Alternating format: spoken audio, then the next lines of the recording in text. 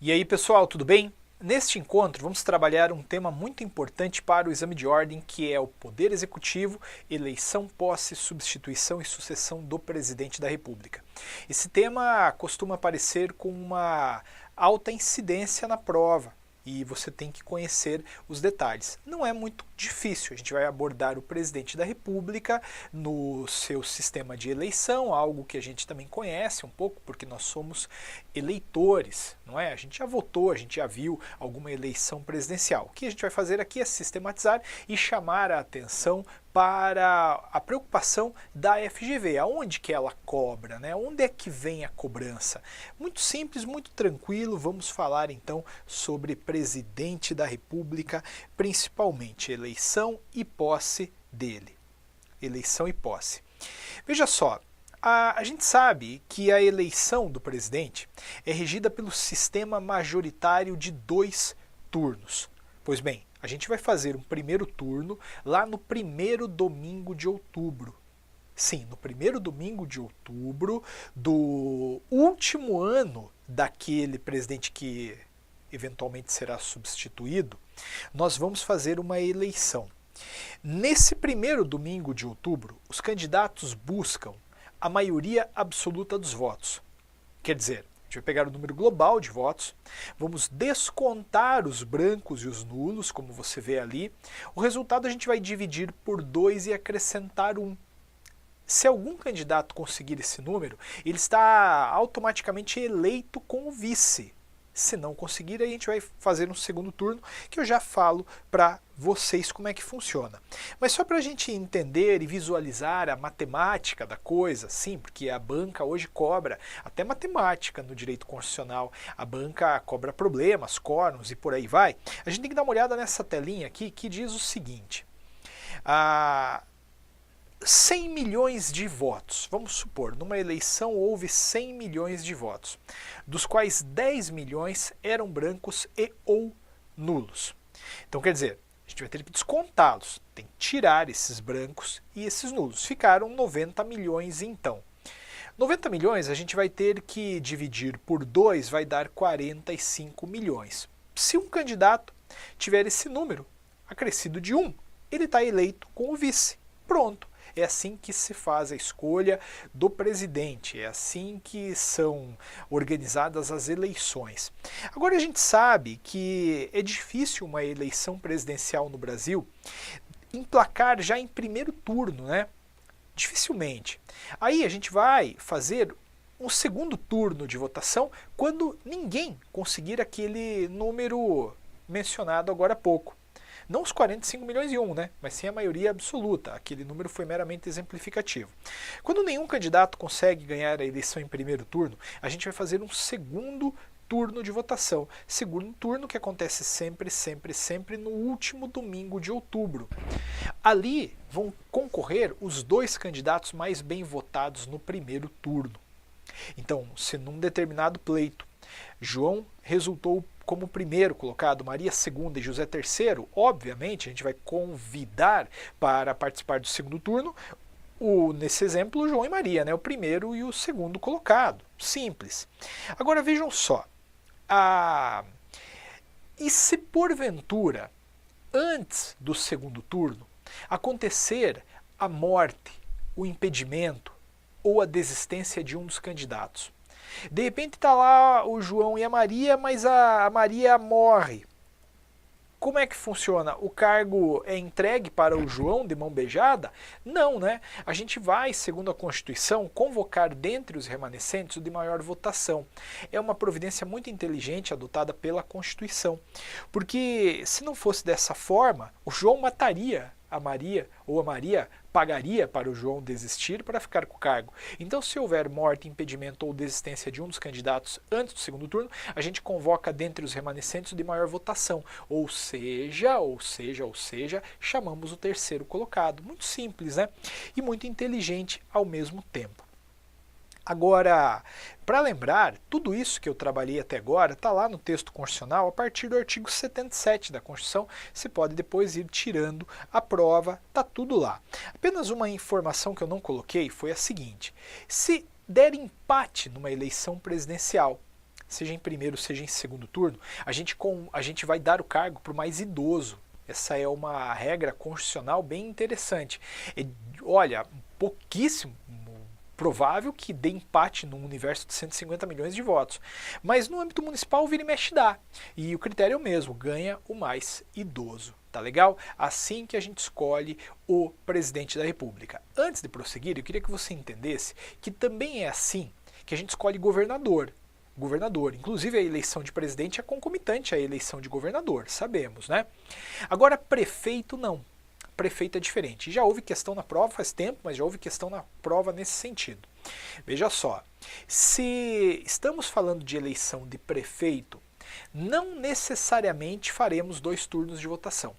A Constituição vai falar o seguinte: em municípios com menos de 200 mil eleitores, a gente vai fazer 1 turno de votação apenas. Em municípios com mais de 200 mil eleitores, 2 turnos, aí é igual ao sistema de presidente e de governador.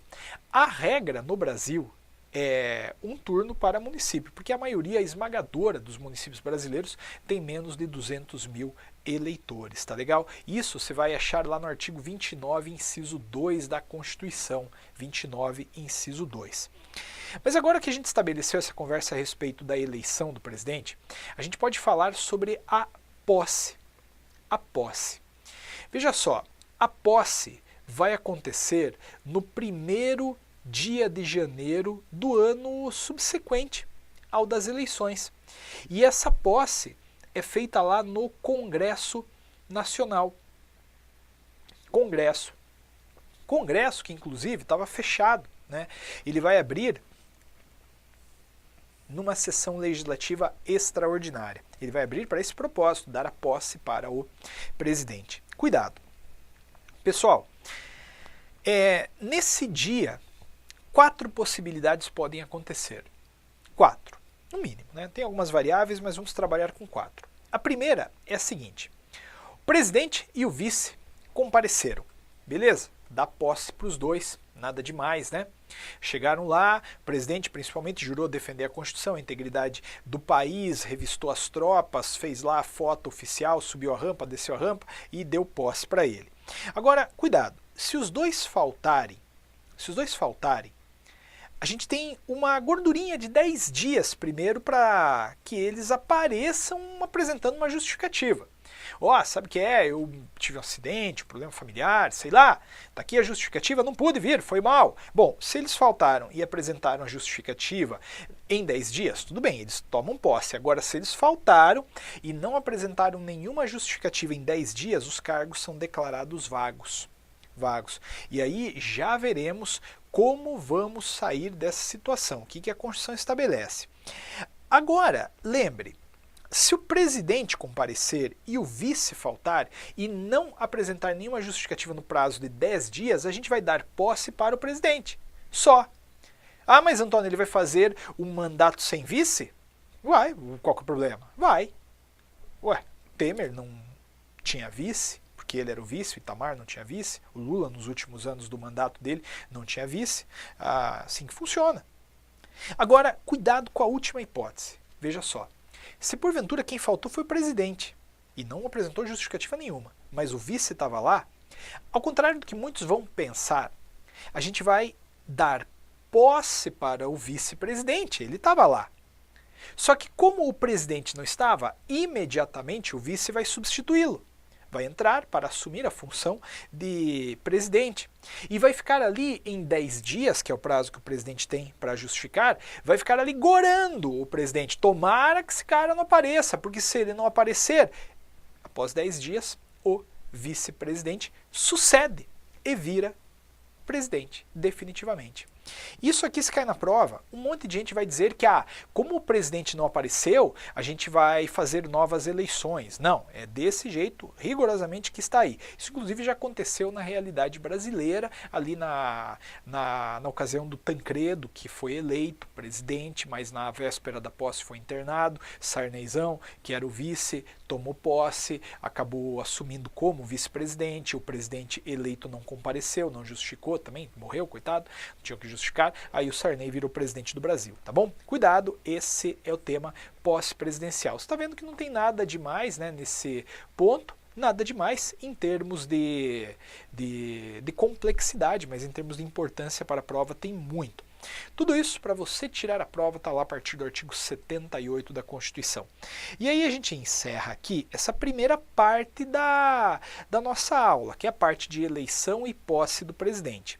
Vem agora uma outra temática extremamente importante, que é a temática da substituição e da sucessão presidencial. Conceitos que você não pode confundir, conceitos que você não pode esquecer lá na hora da prova. Uma coisa é uma coisa, outra coisa é outra coisa. A substituição é temporária e ocorre em casos como doença, viagem. Então, algo tirou o presidente do seu papel, mas foi momentâneo. Tipo, fui viajar. Alguém tem que assumir esse negócio aqui. Quem é que está na linha de substituição do presidente? Olha, cuidado, a substituição do presidente está aqui colocada. O cargo é do presidente, obviamente. Mas se o presidente não está lá, quem vai assumir é o vice-presidente. Inclusive, se te perguntarem um dia para que serve o vice, não diga necessariamente que não serve para nada. Diga que o vice tem a atribuição constitucional de substituir e suceder. Esse é o papel dele. Fica lá para cobrir a ausência temporária do presidente ou para assumir a cadeira definitivamente se o titular morrer. Já vai falar sobre isso daqui a pouquinho. Agora, se o vice não pode, porque também está viajando, quem vai assumir é o presidente da Câmara de Deputados. O presidente da Câmara, olha que maravilha. Né? E se o presidente da Câmara não pode, quem entra é o presidente do Senado. E, em última instância, entra o presidente do Supremo Tribunal Federal. Então aí a gente tem a linha da substituição do presidente da República. Vou te ser sincero, eu não vejo as pessoas errando isso aqui, nem isso aqui. As pessoas não erram. Agora as pessoas erram o presidente da Câmara e o presidente do Senado, porque elas tendem a dizer que primeiro vem o presidente do Senado e depois o presidente da Câmara. Mentira. Primeiro é o da Câmara, porque a Câmara é formada por representantes do povo, então a gente vai priorizar aquele que está governando a Casa Popular, concorda? E depois vem o presidente do Senado, que representa os estados. Se você esquecer, lembre pelo menos que C de Câmara vem antes dessa de Senado, e aí vai que é sua, tá bom? Então, atenção, a gente tem aí a substituição do presidente. Você já viu na tela, não por outro motivo, todos aqueles que estão ali são brasileiros natos. Quer dizer, todo esse povo aqui obrigatoriamente é brasileiro nato. Porque se o presidente é nato, os substitutos também devem ser. Veja como é simples, né? Veja como é simples. E também no que tange ao presidente da Câmara e ao presidente do Senado, que são natos, eu já adianto algo para lhes dizer que, veja, o que é privativo de brasileiro nato não é o cargo de deputado ou de senador, e sim de presidente da Câmara e de presidente do Senado. Tá bom? Presidente da Câmara e presidente do Senado. Veja, o deputado ele pode ser naturalizado, o senador pode ser naturalizado, mas nessa condição ele jamais chega à presidência da casa. Pronto. Aqui é substituição. Agora, a sucessão, cuidado, a sucessão é definitiva. A sucessão ocorre em casos como morte, renúncia, impedimento, é outra pegada. Na sucessão, estou falando de alguém que vai assumir o cargo definitivamente, não é agora momentâneo. Porque na substituição, vejam só, se o presidente viajou e o vice assumiu, com o retorno do presidente, cada um volta para o seu lugar. Agora na sucessão é algo irreversível, morte, renúncia, impedimento. E aí eu te digo que não há problema quando apenas um dos cargos vaga. Porque, veja, se de repente vagou o cargo de vice, o vice morreu, vamos para frente, o presidente vai continuar governando esse país. Ah, mas Antônio, ele não vai ter vice. Sim, tudo bem, mas a coisa se acomoda. De outro lado, se vaga o cargo de presidente, o vice assume. Assume. Lembrando, mais uma vez, que é papel dele justamente substituir e suceder. Tá bom? Agora a gente tem problema quando vem a dupla vacância. Quando acontece a chamada dupla vacância. Quando vagam os dois cargos. Morreu o presidente e morreu o vice-presidente. Aí a Constituição vai dar para a gente soluções. Né? Veja, quando um ou outro morre, fica impedido, desiste, não há nenhum problema. Agora, quando os dois cargos vagam, aí a Constituição vai estabelecer dois critérios. Veja só. Primeiro, se a dupla vacância aconteceu nos 2 primeiros anos do mandato, a gente vai fazer novas eleições diretas. Então, quer dizer, supondo que morreu o presidente e o vice aqui, ó, a gente vai fazer novas eleições populares. O povo vai às urnas para escolher quem será o próximo presidente e quem será o próximo vice. E quem entrar, não entrará para governar o país por 4 anos, e sim somente para completar o mandato até o seu fim. Tá bom? O mandato é a diferença. E cuidado, porque isso aqui a banca irritantemente troca.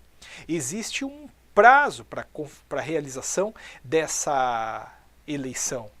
Tá? São 90 dias a contar da última vaga. Certo? Pronto. Indo adiante, se a dupla vacância, de outro lado, aconteceu nos 2 últimos anos do mandato, aí a Constituição, lá no artigo 81, parágrafo 1º, vai falar que devem ser convocadas novas eleições pelo Congresso Nacional na forma da lei, ou seja, novas eleições indiretas. Quem escolherá o próximo presidente e o próximo vice será o Congresso Nacional. O Congresso Nacional. Ah, mas Antônio, eu sei que existe uma cláusula pétrea no Brasil, que é o voto direto, secreto, universal e periódico. Então quer dizer que a gente não pode criar novas hipóteses de voto indireto. Isso mesmo. Novas hipóteses de voto indireto não podemos criar, mas essa daqui pode sim ser aplicada porque ela surgiu juntamente com a Constituição. Então aqui tem sim possibilidade, tá bom? De convocar o Congresso para que ele escolha em nosso nome. E se essa situação for consolidada, a gente vai ter aí vai ter que fazer essa eleição no prazo de 30 dias. Esse prazo, a banca troca. Ela vai falar que no caso de eleição direta é 30 dias e na eleição pelo Congresso 90. Não, não. Obviamente, aquela eleição direta que envolve 150 milhões de eleitores precisa de um prazo maior, 90 dias. Agora essa eleição aqui, essa indireta, 513 deputados mais 81 senadores, isso aí resolve numa semana, não precisa esperar muito tempo não, beleza? Eis a eleição, eis a posse, eis a substituição, eis a sucessão do presidente. Quiser dar uma lida mais detalhadamente, está lá no artigo 81, parágrafo 1º. Só uma última consideração. Aqui você deve ter se perguntado, tá, Antônio, mas quem é que vai entrar? Quem que o Congresso pode escolher? Bom, veja que essa nova eleição é na forma da lei. Precisa ter uma lei dizendo quem o Congresso pode escolher. E, pasme, essa lei não foi criada até hoje. Então, se por exemplo morre o presidente e o vice nos 2 últimos anos do mandato, a gente realmente não sabe quem pôr.